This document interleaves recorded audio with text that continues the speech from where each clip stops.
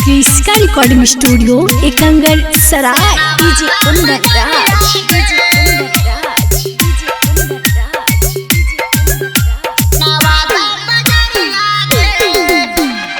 Presented by Kriska films. चल गे सोना जिला जहाना पे नीले साड़िया गे। चल गे सोना जिला जहाना पे नीले साड़िया गे।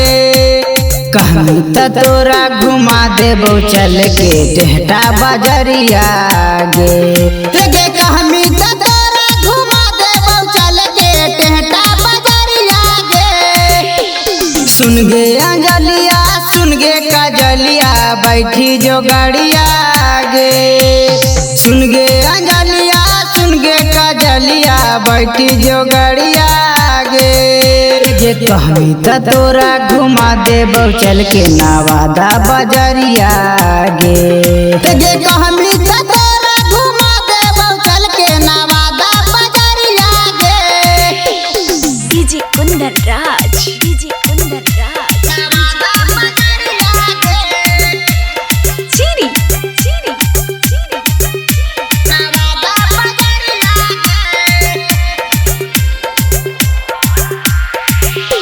जहानाबाद में शॉपिंग कराई बहू।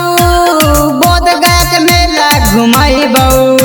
अब पटना में तोरा ले जाके गोल घरवा में घुसाई बहू। गोल घरवा में घुसाई बहू। गोल घरवा में घुसाई बहू। जहानाबाद में शॉपिंग कराई बहू। बोध गया के मेला घुमाई बहू। अब पटना में तोरा ले जाके गोल घरवा में घुसाई बहू। अब पटना में तोरा ले जाके गोल घरवा में घुसाई बहू। हाथे में पहने लकिन देबो छौड़ी लेडीज वाला गाड़िया गे। हाथे में पहने लकिन देबो छौड़ी लेडीज वाला गाड़िया गे। गे कहनी त तोरा घुमा देबो चल के नालंदा बजरिया गे। गे कहनी त तोरा घुमा देबो चल के नालंदा बजरिया गे। डीजे कुंदन राज। डीजे कुंदन राज। चीरी चीरी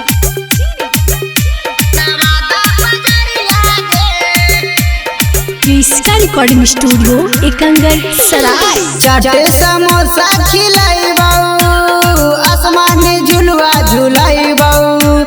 काली माई से दर्शन करा के तोरा बेला में केला खिलाई बहू।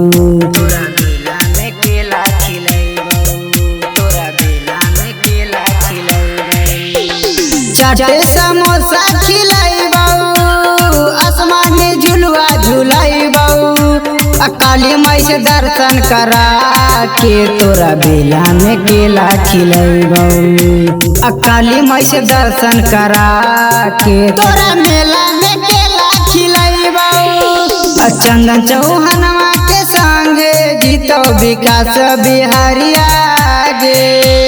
डीजे कुंदनवा के संगे जीतो विकास बिहारिया गे। कहनी त तोरा घुमा देबो चल के टेहटा बजरिया गे। गे कहनी त तोरा घुमा देबो चल के टेहटा बजरिया गे। क्रिस्का रिकॉर्डिंग स्टूडियो एकंगर सराय।